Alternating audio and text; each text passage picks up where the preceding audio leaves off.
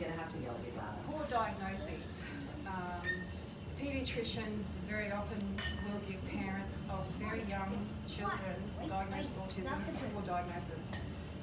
They will tell you, and they told my son wouldn't talk, he wouldn't be independent, and his quality of life would be quite poor.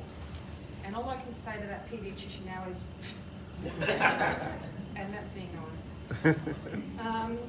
So I'm Laura Lewis, and I'd like to give my most heartfelt thanks to Senator Hughes and Milton Dick, who is not here, for this opportunity and the launch. So just a little bit about the group. I emailed my federal member, Ross Vasta, over a year ago, saying, hey mate, why is there no Friends of Parliamentary Autism group?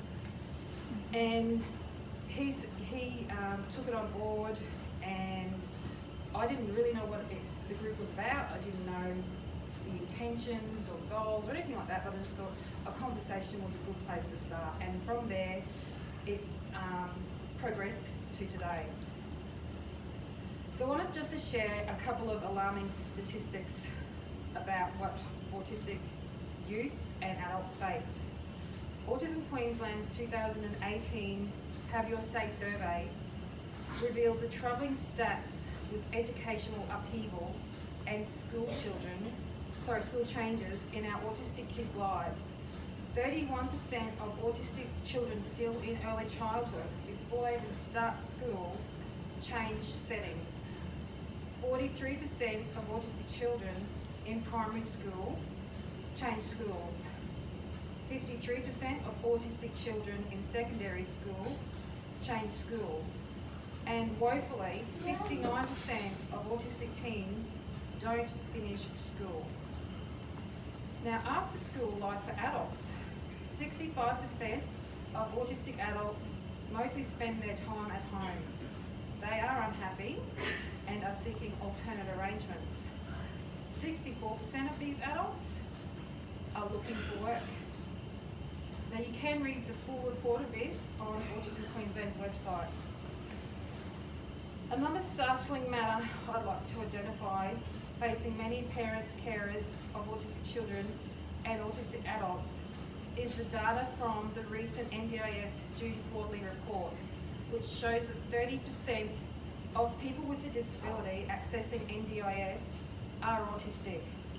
We are the leading cohort amongst the disabled community, and yet we know too well that many are not able to access funding and many are underfunded.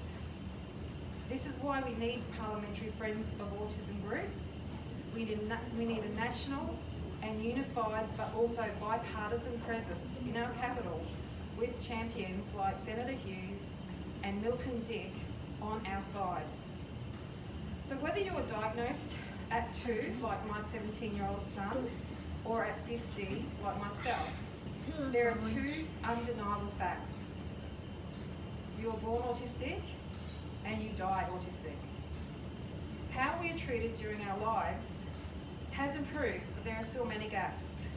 We are undervalued, unemployed and underemployed. We are misunderstood and mistreated. We want to belong, but feel excluded. Briefly, I would like to share the journey we undertook with our son Clay last year. He was starting year 11 and had been looking for an after-school job for 2 years, and he'd never received a job interview. We brainstormed with him and helped him start a wheelie bin cleaning business. We thought we were building his resume, and it turned into something so much more than that. He employs 2 students from his school with no diagnosis, I might add. He has over 190 customers. His self-confidence has soared beyond belief, and he lives a very typical 17-year-old life. In his words, if you ask Clay how he feels, his reply is always, I feel like I've won $1 million. And I can tell you his earnings this calendar year has been 4,000. Because I have to track it for the tax office. And that feeling is acceptance from his community. This is what employment gives you.